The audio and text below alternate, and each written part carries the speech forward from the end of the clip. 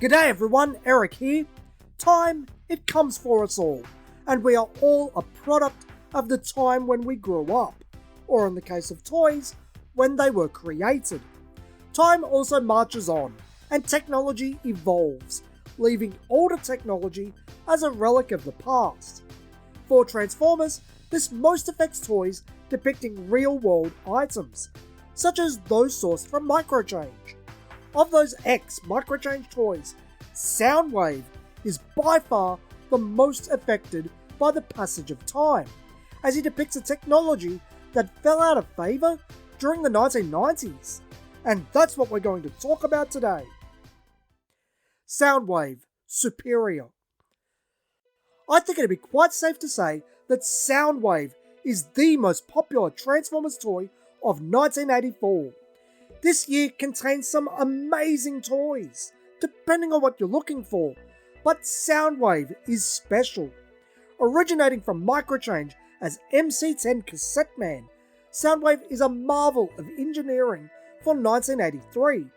Not only does Soundwave have a very strong resemblance to the cartoon, it has no compromises in its transformation.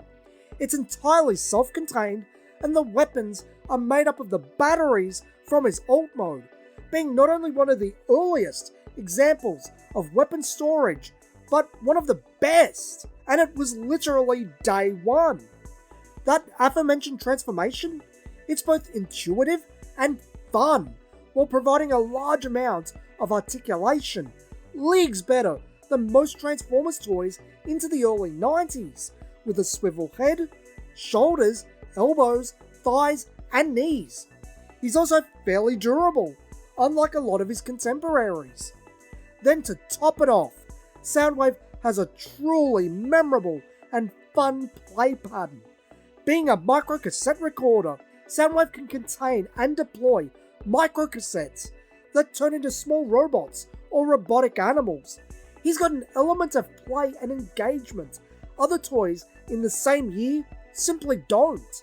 Soundwave just has absolutely everything going for him, and it's easy to see why he was so popular, being sold into 1986, after which he was retooled and redecoed into Sound Blaster for the 1987 Japanese Headmasters toy line. Soundwave's popularity is also likely why Blaster got retooled from the original MC-21 Radio Cassette Robo, removing the working radio functionality to replicate the Cassette Man play pattern with transforming microcassettes. Soundwave is a truly iconic and fun toy that is still seeing periodic releases to this day. However, it has one major problem: the alt mode. Microcassette recorders are a relic of a bygone time. While never commonplace in the West and hand-waved as a Walkman by the fanbase, as time marches on, we drift further and further from magnetic tape technology. This has rendered Soundwave anachronistic and unrelatable to younger generations. Our generation.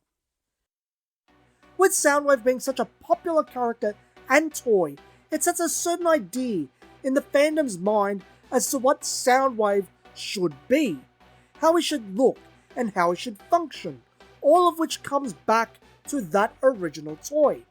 Soundwave needs to look like Cassette Man, he needs to deploy his minions, and they need to become robots or animals.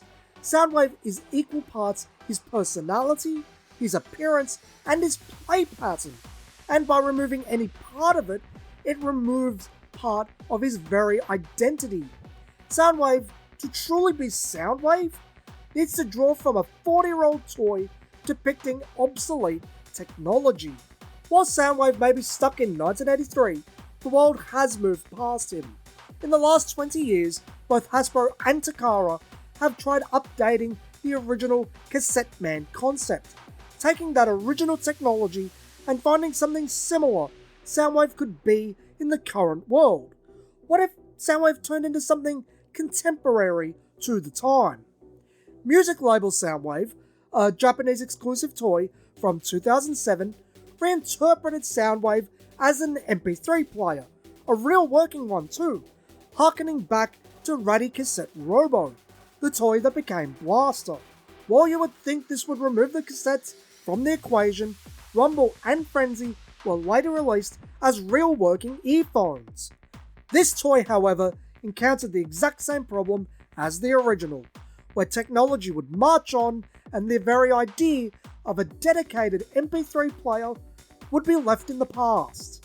Soundwave from 2016's Titan's Return would build upon the titanium Soundwave from a decade earlier, looking like a boombox, but where titanium Soundwave was still a personal cassette recorder.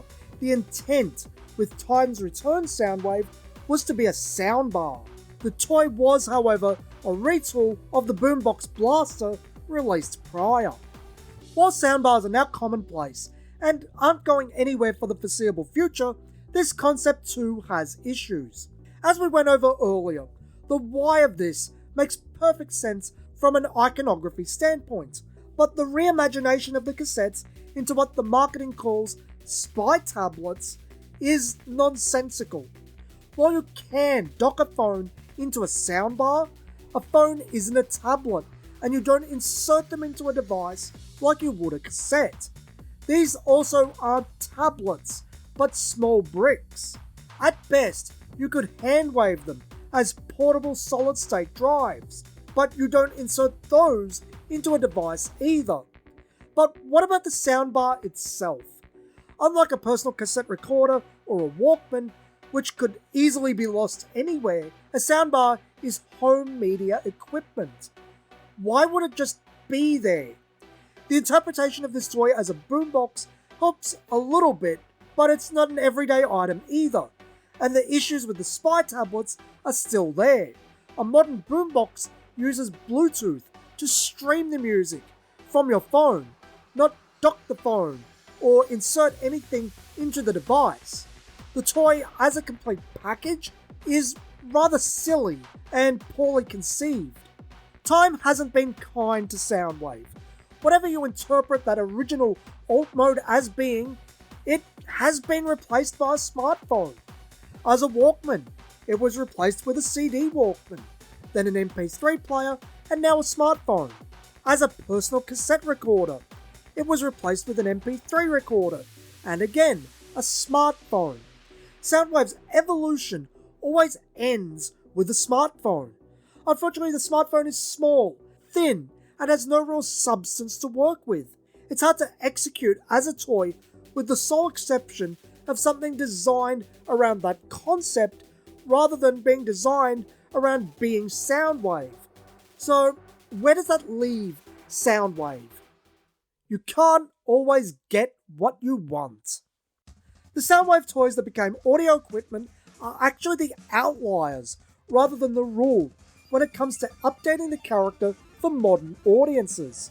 There have been many attempts to update Soundwave in the last 20 years, starting with Cybertron back in 2006, each with their own quirks, a series of pros and cons, all coming from that original 1983 toy. The drone of Transformers Prime is one of the most fitting updates to Soundwave in terms of his original character function, but doesn't look or feel like the character in terms of aesthetics, nor does it really incorporate the cassettes particularly well.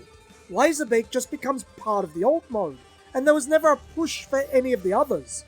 Prime Soundwave is Soundwave's essence as a character, completely disregarding the physical aspect of it. The SUV that has seemingly become the default alt mode retains the look of Soundwave, but that's actually part of the problem. The incorporation of the chest design into the alt mode always breaks the alt mode's aesthetics, looking too fantastical. Likewise, there is no logic in an SUV deploying engine-sized cassettes. It doesn't make sense. The concept makes sense, being a surveillance van, but would be better executed with an approach closer to Transformers Prime. The Cybertronian Soundwaves, Fall of Cybertron, Bumblebee, and Siege, they all work. They retain the look and feel of Soundwave while keeping the action feature intact, but it's a lazy toy design. They don't have to adhere to any reason or logic, because they're inherently fantastical. The design isn't trying to replicate anything realistic and can put all the focus into the robot mode, leaving the vehicle mode as just a side thought, as exhibited by Bumblebee's Soundwave. The cassettes don't have to adhere to any type of logic either. It truly is the cop-out solution to Soundwave's problems as a character design. This brings us back to the Cybertron toy, the Stealth Bomber, the first modernized Soundwave. While the anime depicts Cybertron Soundwave as a wildly different character, this was the best update to Soundwave there has ever been in terms of aesthetics and functionality. The Stealth Bomber fits the character function just as well as the drone. It retains the look of Soundwave without making any significant compromises to either form. It retains the action feature, even though it needs to recontextualize the tapes as bombs. Cybertron Soundwave literally checks every box. So that's it, right? Just return to Cybertron Soundwave, expand the bomb design to include the rest of the cassettes, give them a more G1 aesthetic, and call it a day? Yes, actually it is. It would absolutely work. It looks the part, it has play value in both the alt mode and the action feature, it feels like Soundwave. But would the fanbase accept it? While a popular toy during the Cybertron run, and perfectly in spirit with G1, there is a strict adherence to G1 among the fanbase that is incredibly resistant to the idea of evolving these characters with the times. You can't actually fix G1 Soundwave. The concept is dated, and modernizing him lands you with a smartphone that doesn't have the mass or functionality to work. What you can do, however, is take the idea of Soundwave, his core concepts, and build on that to make him something new, fun, and special. Keep that character alive for a new generation. If you liked today's video and want more Transformers content, be sure to like and subscribe. It helps out a lot. Till next time, friends, this has been Eric from Toys Down Under, and thanks for watching.